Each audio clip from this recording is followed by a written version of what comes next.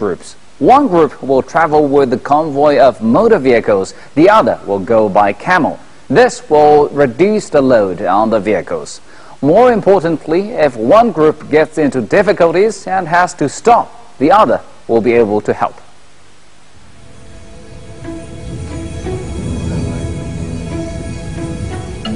Most of us have had no experience of driving in a desert, and so at dawn we decide to split our team into two groups.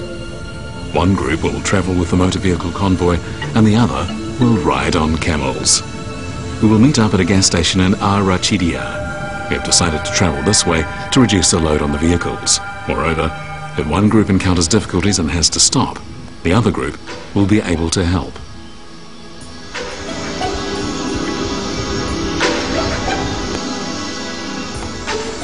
The first dim glow of early morning appears as our lonely-looking 6-camel caravan treks along on the sand in silence. The only thing we can hear is the sound of the camels chewing. The moon that was so bright during the night has disappeared, and the clear sky has been replaced with thick, dark clouds that make an already cold morning even colder.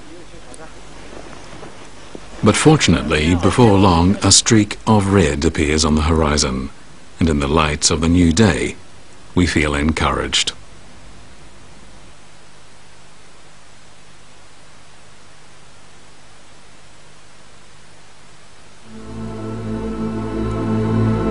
As the sun appears over the horizon, the cold of night is chased away surprisingly quickly.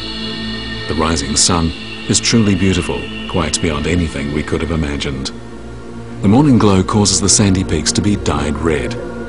The dunes on either side of us, some bright and others dark, form vivid sculptures that constantly change as we move along. Our camel caravan becomes a part of the beautiful scenery of the Great Desert. We watch as our shadows sway on the dunes, but we know that from a distance we must look like little more than tiny drifting grains of sand. The golden yellow Sahara Desert is literally dazzling, and it's nearly noon.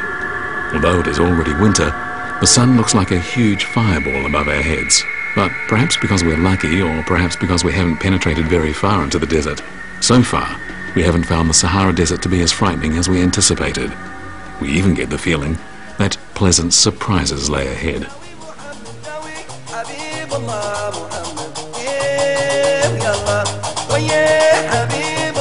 Suddenly, we hear the sound of melodious singing drifting towards us from the far distance.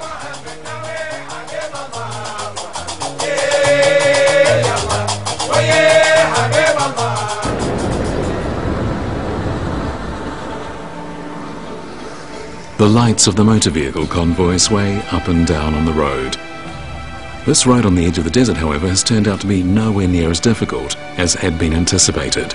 But the unpredictable can always occur when driving in this world of sand. We don't dare relax for a moment and concentrate fully on driving.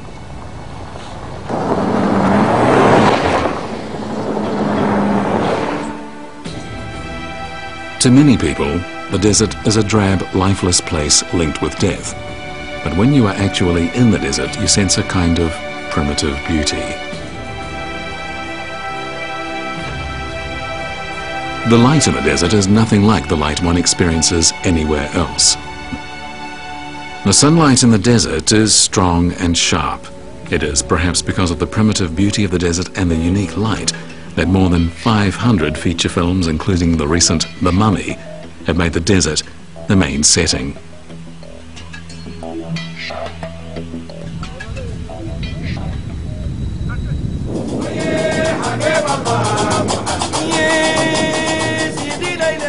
We slowly make our way toward the place from which the sound of singing is emanating. We see a group of people dressed in white, apparently celebrating.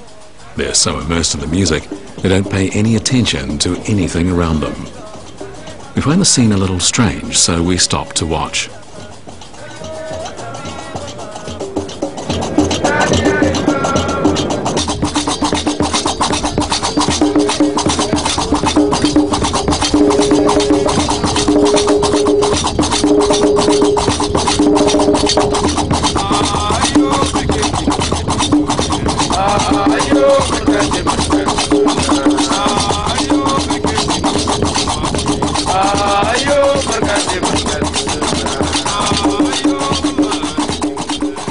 From the clothes they're wearing and the broad smiles on their faces, we guess they must be Berbers. Perhaps only these people who feel no need to compete with the modern world and who still worship nature could play such natural and unrestrained music.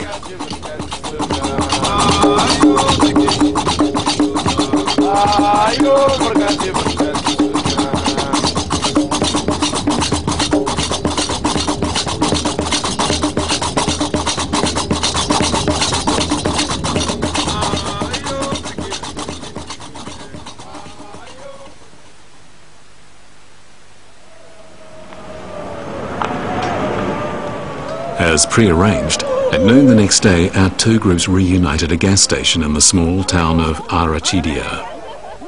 As we embrace, we feel our fatigue lifting.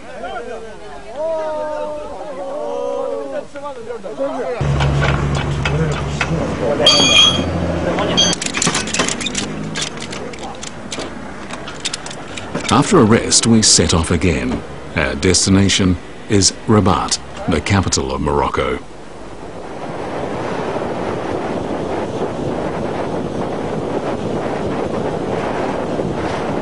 Rabat is situated at the estuary of the Greig Brag River by the Atlantic Ocean. It is the political and cultural centre of Morocco, and it is also one of the nation's most important transportation hubs. The weather in Rabat comes as a pleasant relief. After leaving the desert and arriving in the city by the sea, we feel as if we're in another world.